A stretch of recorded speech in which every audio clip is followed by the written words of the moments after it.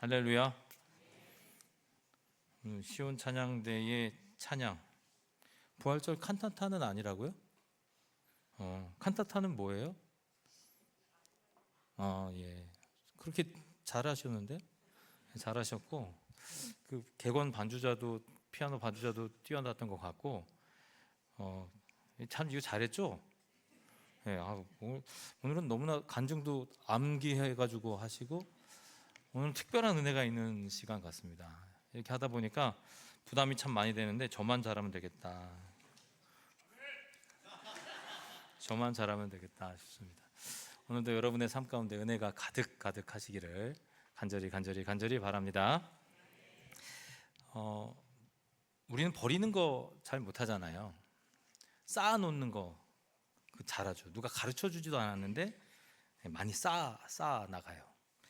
정보 쌓는 것도 그렇고, 우리 젊은 친구들은 스펙 쌓는다 그러거든요. 스펙. 그 이력서에 한 줄 들어가기 위해서 정말 수년 노력하는 사람들도 있어요. 또 사회생활 하려면 관계도 필요하고, 그러니까 관계도 쌓고 인간관계도 쌓고, 그러니까 다 쌓아요. 쌓는데 익숙하다 보니까 놓치는 게 있는데, 그게 뭐냐면 버리는 거예요. 버리는 능력을 우리는 잘 몰라요. 여러분들 그런 경험이 있으실 거예요. 냉장고 문을 딱 열었는데 그 안에 정확히 뭐가 있는지 잘 모르는데, 뭔가 찾는데 뭔가 많아 보이는데 먹을 게 없어 보일 때, 그럴 때가 참 많이 있잖아요. 어떤 음식을 만들려고 하는데 그 재료가 어디 있는지 모를 때도 너무 많아요. 그러니까 나중에 물건을 또 채워놓고 하다 보면 저 뒤에 썩어져 가는 그런 재료들을 보잖아요. 또 다 버리고, 한꺼번에 버리고. 뿐만 아니라 뭐 신발장 이렇게 열어보면 신발이 있어요, 없어요? 없어요.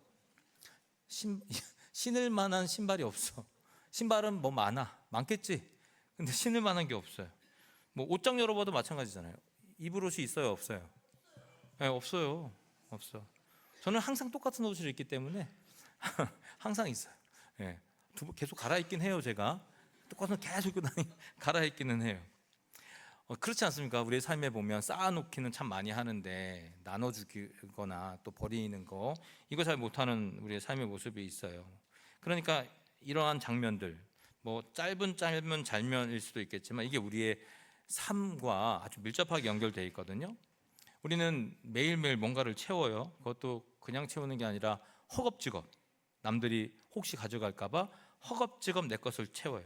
일정도 채우고요, 관계도 쌓아가고, 정보를 저장하기도 해요. 그러니까 겉으로 보면 야, 정말 최선을 다해서 산다, 열심으로 산다. 우리 아이들 보면 정말 공부 열심히 하고 최선을 다하고 살아가거든요. 그러니까 열심히 충실한 모습으로 살아가는 듯 보여요. 근데 어느 순간 어떤 사건을 딱 만나든가 어떤 깨달음의 순간이 딱 오면 단순한 질문 앞에 우리가 딱 서게 되는데, 이런 거예요. 지금 내가 무엇을 위해 그렇게 열심히 살지? 그리고 내가 이렇게 열심히 살았는데 나에게 남아있는 게 도대체 뭘까? 그런 생각을 딱 하게 될 때가 있어요. 그러면 그것을 쉽게 이것 때문이야 저것 때문이야 이야기할 수 있는데, 보통은 그렇게 생각하지 않아요. 할 말이 없어요. 내가 왜 이렇게 하고 있는지 답하기가 너무나 없다는 말이에요. 그래서 긴 시간 생각해야 돼요. 내가 왜 그랬지 하고 긴 시간 생각하거나, 최근 일부터 하나씩 꺼내봐. 이렇게 사진도 보면서 꺼내보면서 내가 왜 그랬을까, 어떤 것 때문에 그랬을까, 어디로 향하고 가고 있을까, 그렇게 생각한단 말이에요. 왜 그렇습니까? 정리가 잘 안 되기 때문이에요. 정리가 안 돼. 그러니까 항상 예전과 항상 지금과 항상 미래에 어떻게 내가 흐름 속에 살아가고 있는지조차를 잃어버리고 살 때가 많아요. 냉장고도 똑같고 신발, 옷장 다 마찬가지예요. 무엇이 들어있는지, 어디에 있는지 그걸 잘 몰라요. 또 그것을 쓸 수는 있는 건지 거기에 대한 확신도 없어요. 그러니까 또 다시 채우고 다시 넣어지고 또 쌓여만 갑니다. 이게 반복되게 되는 거잖아요. 그리고 결국 우리가 무엇을 깨닫습니까? 야, 채우는 게 문제가 아니구나. 잘 버리는 게 문제구나. 잘 소비하는 게 문제구나. 결국 정리가 잘 안 되는 게 나의 삶의 문제구나라는 것을 생각해요. 여러분, 우리의 삶만 그런 게 아니에요. 생각도 마찬가지잖아요. 사람은 하루에 수만 가지 생각을 한다 그러잖아요. 어떤 결정을 하는데도 많은 생각을 하고 결정해요. 근데 그 생각을요, 정리는 잘 안 하는 것 같아. 그냥 사건으로 그냥 끝나버리고 그냥 지나가 버리지, 그걸 왜 그렇게 됐을까 하고 나름의 삶의 정리를 하지 않는 듯 싶어요. 그냥 쌓아두는 거죠, 생각도. 그러니까 그 안에는 좋은 생각도 있고, 또 그 안에는 나쁜 생각도 있고, 또 그 안에는 두려움도 있고 후회도 있어요. 문제는 그게 막 섞여 있어요. 그러니까 어떤 사건을 딱 만날 때, 야, 이거 내가 화를 내야 되는 거야, 이해해야 되는 거야, 내가 이런 말을 해야 되는 거야, 저런 말을 해야 되는 거야, 이게 잘 안 돼요. 이 판단이 흐려져요. 여러분, 식사하실 때 어디 가면 그 주문서에 없는 거 주문하는 사람들 있잖아요. 아무거나라고. 뭐 메뉴를 고르면 아무거나. 그런 메뉴는 도대체 찾아봐도 없는데 아무거나를 찾는다 이 말이에요. 우리가 뭔가 결정하는데 그것이 결정하는 게 너무 쉬워 보이는데 조차도 그것도 결정하지 못하는, 정말 쉬운 결정도 할 수 없는 그런 삶을 간혹 우리가 맞닥뜨려질 때가 있어요. 이유 없이 마음이 무거워져요. 또 이유 없이 판단이 흐려져요. 아니, 판단 자체를 할 수가 없어요. 왜냐하면요, 정리가 우리의 삶에 되지 않아서 그래요. 생각이 우리의 삶에 정리가 되지 않기 때문에 삶에 영향을 지대하게 미치는 거예요. 그래서 모든 판단을 쉽게만 하려고 그래요. 어떻게 하냐? 나에게 좋으냐, 그렇지 않으냐, bad or not, 이거를 선택한단 말이에요. 그러니까 단순해지죠. 그 단순하게 판단하는 것이니까 누군가를 이해한다는 거, 이거 쉽지 않아요. 또 누군가를 공감한다는 거, 이거 쉽지 않아요. 똑같은 한국말을 하는데도 그 말을 자체를 이해 못하는 경우가 너무너무 많다는 말이에요. 근데 이게 실제거든요. 한국의 통계청 자료에 따르면 한국 각 가정마다 평균 보유량, 물건의 보유량이 계속 높아지고 있어요. 지속적으로 증가하고 있어요. 근데 삶의 만족도는 어떨까요? 떨어진다고 돼 있어요. 오히려 정체되는구나라고 기록되어져 있단 말입니다. 정신건강도 마찬가지예요.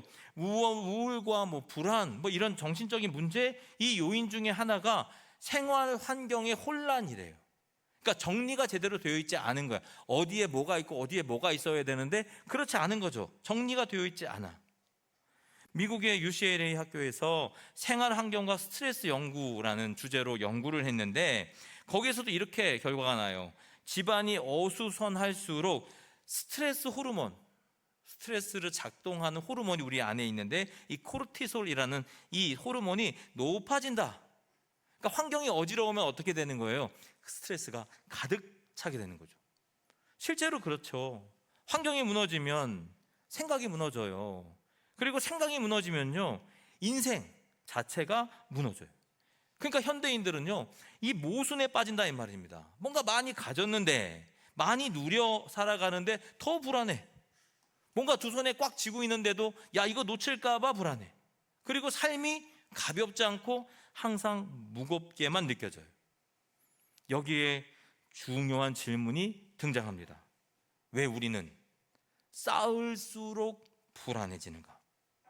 이유는 간단해요.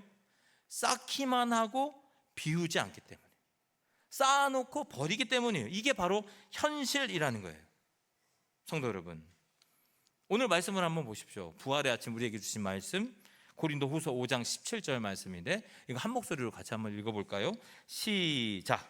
그런즉 누구든지 그리스도 안에 있으면 새로운 피조물이라. 이전 것은 지나갔으니 보라, 새 것이 되었도다. 아멘. 우리 다시 한번 읽어볼까요? 시작. 그런즉 누구든지 그리스도 안에 있으면 새로운 피조물이라. 이전 것은 지나갔으니 보라, 새 것이 되었도다.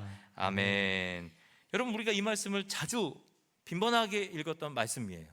누군지 다 이 말씀을 우리는 어느 누구도 한 번쯤은 읽어봤을 거예요. 근데 여기서 우리가 집중하는 것은 어떻습니까? 새 것에 집중하잖아요. 새 것이 되었다, 새로운 인생이 되었다. 우리는 여기에 집중해서 산다는 말이에요. 근데 바울이 말씀하는 이 바울의 나름의 문장의 순서는 분명해요. 먼저 뭐가 나오냐? 이전 것은 어떻게 해요? 지나갔다. 이전 것은 지나갔다. 그 다음에 뭐예요? 새 것이 되었다. 그러니까 이전 것은 지나가야지만 뭐가 나오는 거예요? 새 것이 등장한다. 이해가 쏙쏙 되는 모양이야. 이해가 제가 잘하고 있다는 증거입니다. 대답을 하는 거 보면. 이전 것은 지나갔으니 이제부터 뭐가 와요? 새 것이 된 거예요. 이전 것이 지나가야지만 뭐가 오는 거예요? 새 것이 되는 거예요.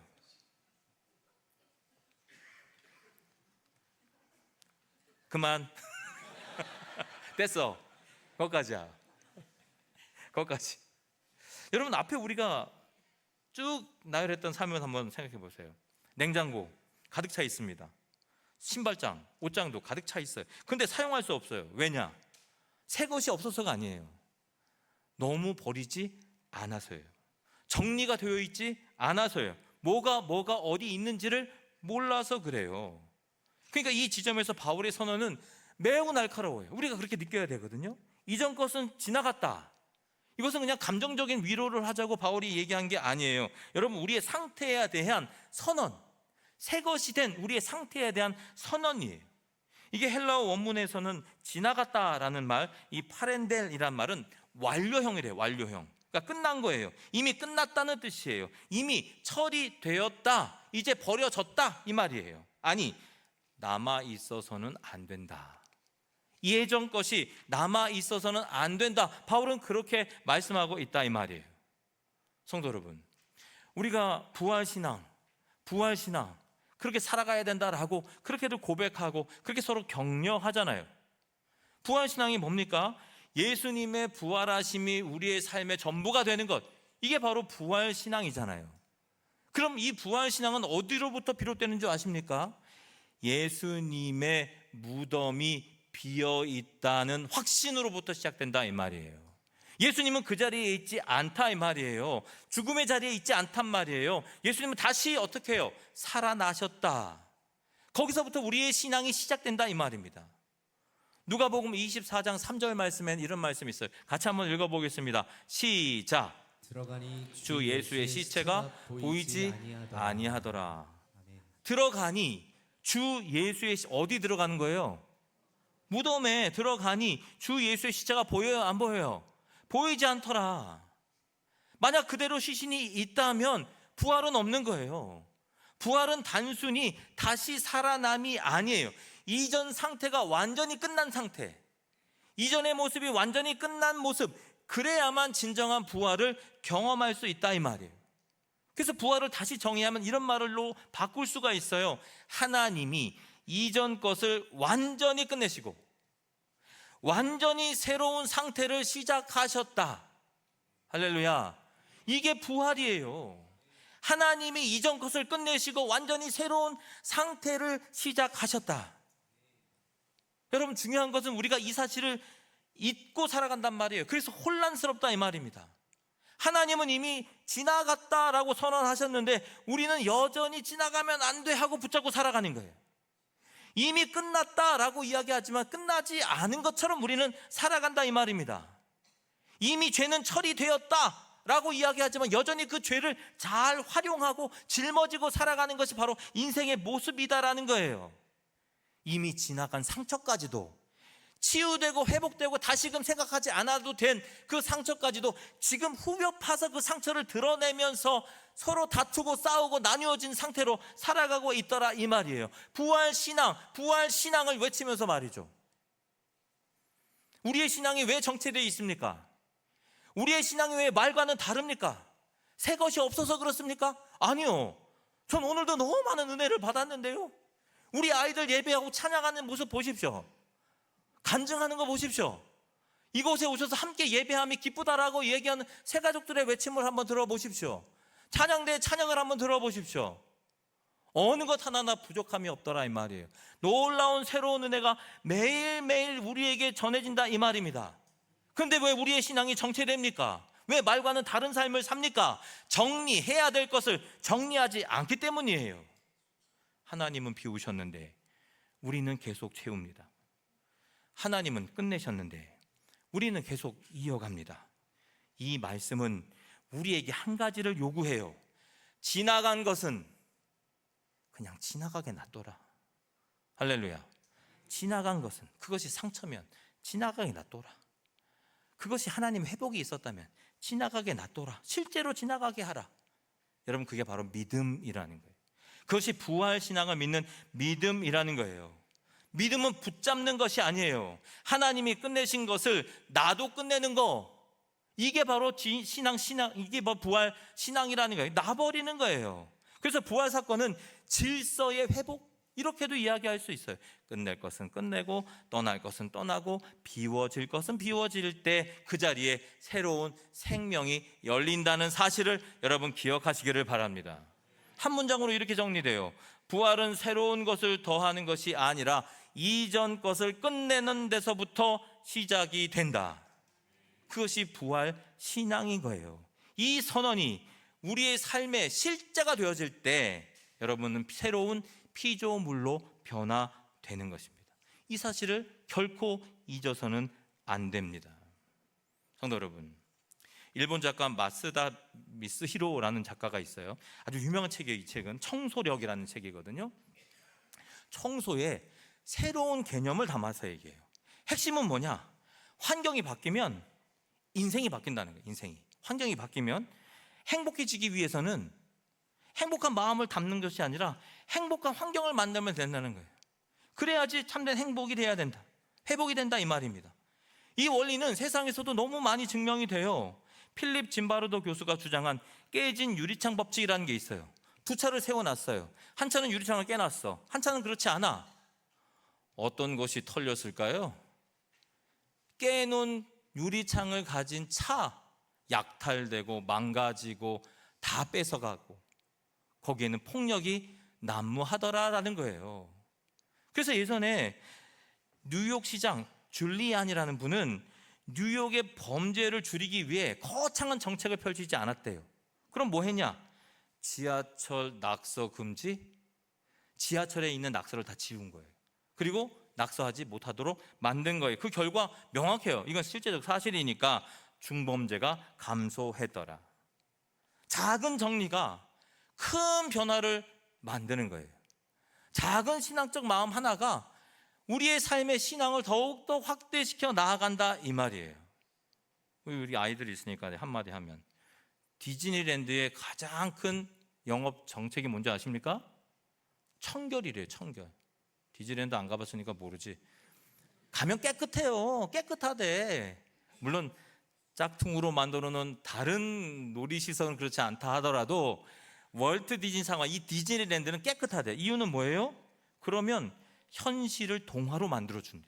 깨끗하면. 우리의 마음이 그런 거예요. 우리의 삶이 그렇다는 말이에요. 더러운 것을 놔두는 것이 아니라 깨끗이 치우면 우리의 삶에 새로운 활력이 열린다는 거예요. 하나님의 은혜가 다시금 임한다는 거예요. 부활의 아침, 다시금 기쁨과 감사가 우리의 삶 가운데 넘치게 된다는 말입니다. 창문을 여세요. 공기가 바뀌지 않으면 병 생겨요. 영혼도 같아요.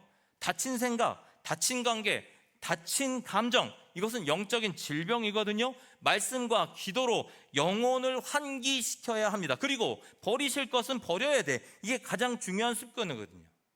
배설을 멈추면 생명은 끝나요. 배설을 해야 돼. 버려야 살아요. 오래된 상처, 잘못된 자존심, 비교하는 습관, 과거의 실패, 심지어 먼지 쌓인 영광까지도 버려야 합니다. 그래야 새로운 은혜가 우리의 삶 가운데 가득 차오르게 된다는 말이에요. 죄는 쌓여요. 방치하면 더 깊어져요. 그래서 회개하라 하잖아요. 단순한 반성이 아니에요. 영혼의 청소. 뭐라고요? 영혼의 청소. 회개하라, 영혼을 청소해라, 이 말이에요. 삶의 위치를 바로 잡으시기를 바랍니다. 하나님은 하나님의 자리로, 물질은 도구의 자리로, 나는 피조물의 자리로. 이 순서가 무너지면 다 무너져요. 부활은 그냥 오지 않아요. 무덤이 비워져야 부활이 온다, 이 말이에요. 싹 치우고 정리됐을 때, 우리의 삶이 간결해졌을 때 이후에 우리의 삶 가운데 생명의 역사가 나타난다는 것입니다. 결론은 분명합니다. 비우지 않으면 부활신앙은 시작되지 않는다. 비우지 않으면 뭐가 시작되지 않는다고요? 부활신앙은 시작되지 않는다. 잘하고 있다는 증거입니다. 성도 여러분, 우리 스스로 정리할 수 없어요. 예수 그리스도가 그래서 오신 거예요. 십자가는, 그 십자가의 사건은 우리의 쓰레기를 처리하신 사건. 부활은 하나님께서 다시 우리로 하여금 새 삶을 이어가게 하신 사건이에요. 그러므로 오늘 선언하십시오. 나는 새로운 피조물이다. 할렐루야. 선언하십시오. 같이 따라해 보시기를 바랍니다. 나는 새로운 피조물이다. 정리하고 비우시고 살아가십시오. 그때 부활의 사건은 사건이 아니라 삶으로 다가오게 될 것입니다. 우리 모두가 이 부활의 아침 감격을 누리며 세상 가운데서도 나는 새로운 피조물이라 선포하며 살아갈 때 성령께서 우리를 도우셔서 큰 은혜 가운데 생명의 감격을 누리게 하실 것입니다. 기도하겠습니다.